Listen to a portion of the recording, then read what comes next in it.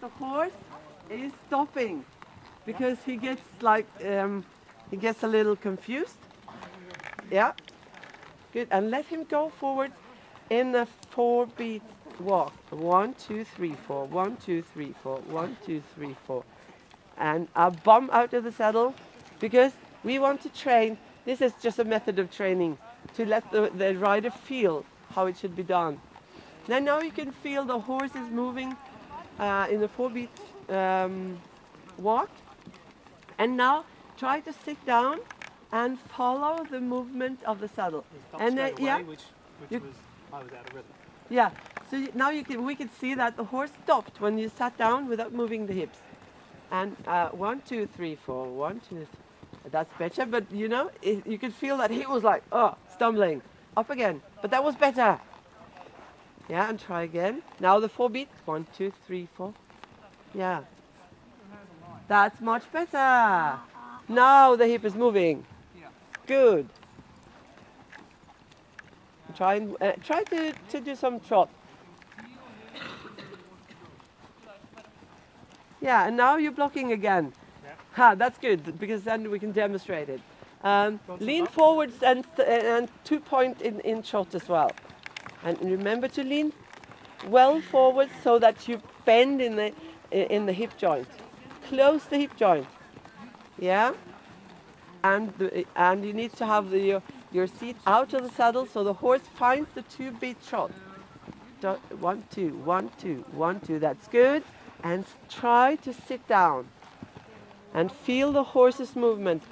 The back is moving like a circle. Better, much better. Now we can see movement in the hip joint. That's very good, Brian. Very good. And it's still a little block, and that's the reason why your elbows are a little, moving a little. And that's because you can't yet move the hip joint as much as we want to. But this is very good. And you can see that the horse is starting to be more and more regular in his trot when you're sitting, because you're doing it, and he's snorting. That means that he's relaxing. Good. And try to stand again up in 2-point. And this 2-point seat is a very good test for your seat, to see if the horse feels you're sitting as something that is not so comfortable for its back. And try the trot again. Up and forwards with your seat. Good. There is the balance. Now you're moving through the hips, through the knees, and through the ankles. That's important. And then try to sit down again. Yes. And this is not so easy to learn with this method, but it's a very intuitive way to learn. And if you try to make a halt now, I'll show you another exercise that we could use to start activating the right muscles.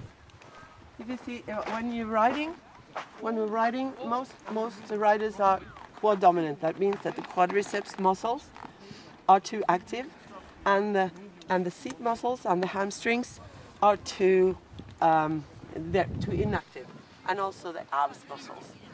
So what I'm trying to do now is that I want to talk to Brian's nervous system, and I want to say to the nervous system, you need to use these muscles more.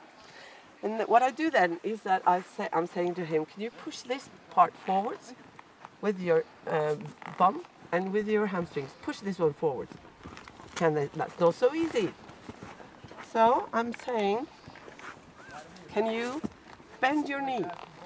And I'm going to push the heel down, and you're supposed to hold it up with your muscles. Yeah, and you can see that he's pressing, and the knee comes up because he's using his quads. Push that one back, relax here, and you're using those muscles. And push this part forwards, and try again. And this one is supposed to go up here. Once again, by bend your knee really a lot, because you're stronger than me, you're a strong man, and I'm just a weak woman. So this is just because your muscles are not active enough. Come on, do it again. And Hugo is very mad at the flies. Yeah, I can see you put, yeah. Yeah, that's much better. And this one's forward. Forward with this. Yay! There you go. No, now you're using that one. You're stubborn. Come on. This one's forward and relax there. This is a very difficult coordination thing. And that's the reason why we need to spend a little time on it. Knee backwards. Yes, that's good. Now it's good. Relax. And I have to do this on the other side as well. Because the brain is... Yeah. The brain is working like that. You need to activate both sides. This forwards. Yeah. It is often easier on the other side. And bend your knee. Yeah. This to the side. This forwards and then relax here. This is much better. Much better. So now sit like that and keep those muscles active and try trot now.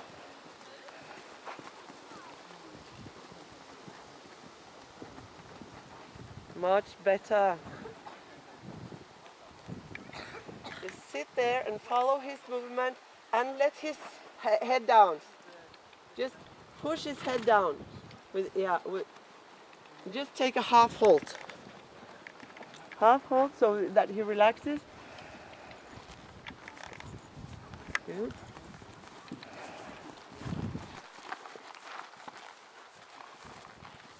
Good.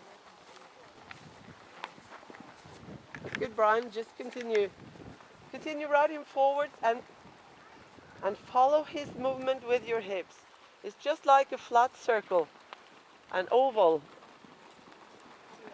Yeah. So the seat bones should move forwards, and when the seat bones move forwards, it's moving upwards. So the horse is not just bumping up and down; it's moving forwards as well. And it's so important that the seat bones are able to follow that movement, and not just sit there and let the horse just move the body of the rider.